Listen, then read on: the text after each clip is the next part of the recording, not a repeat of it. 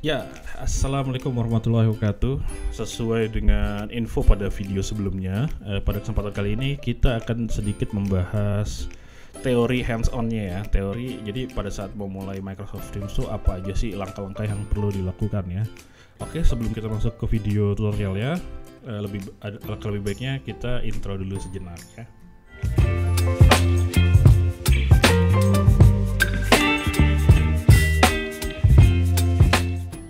Ya oke, sesuai dengan info sebelumnya kita akan masuk ke materi gimana cara menggunakan Microsoft Planner ya.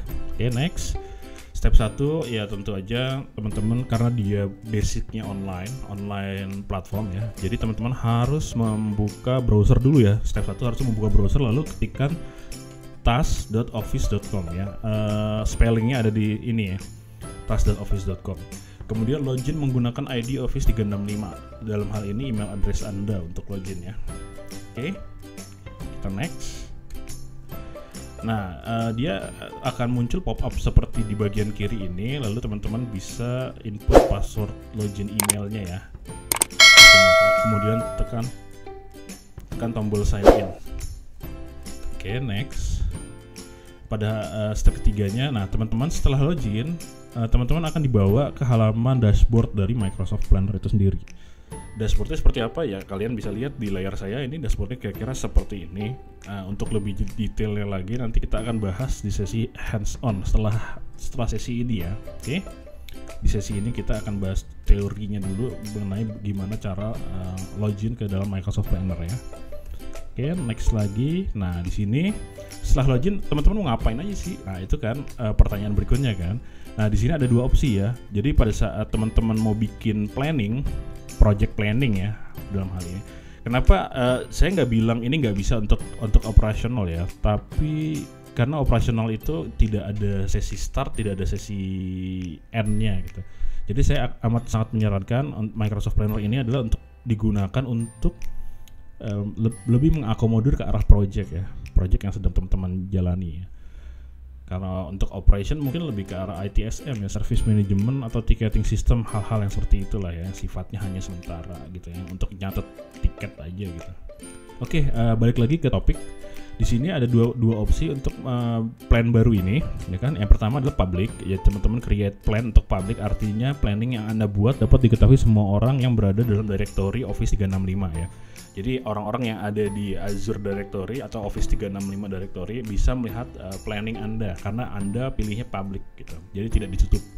Lalu opsi yang kedua adalah private ya. Ini artinya planning yang kita buat hanya dapat diakses oleh tim tertentu saja yang tentu saja member dari project tersebut gitu. Misalnya teman-teman hanya memasukkan 10 orang di dalam project planning tersebut, ya hanya 10 orang itu yang bisa melihat planningnya apa aja gitu untuk mendeliver sebuah produk. Oke, sejauh ini oke ya. Tidak ada pertanyaan. Saya ngomong sendiri deh, ngapain nanya gitu ya. Oke, next ke step terakhir. Nah, di sini adalah step terakhir adalah input aktivitas project Anda. Nah, setelah Anda membuat project channelnya atau project bahasanya apa ya? Ya, project channel lah ya. Project bucket atau project channel. Nah, di fase kali ini ada di fase di mana Anda menginputkan semua aktivitas seputar project yang akan Anda handle ya. Gini. Saran saya di sini teman-teman atau rekan-rekan sekalian bisa bikin project template-nya dulu untuk perusahaan ya. Jadi teman-teman mungkin bisa berkolaborasi dulu dengan bagian-bagian tertentu yang umumnya menghandle project ya. Adain meeting gede dulu untuk discuss aja, small discussion. Kita mau set up template untuk project dari teman-teman. Ada masukan apa nih, nanti kalian kumpulin tuh aktivitasnya satu-satu. Oh, dari departemen A biasanya gini, bikin ininya dulu ya, flow chartnya dulu ya, flow chart projectnya secara keseluruhan, lalu kita pecah per departemen.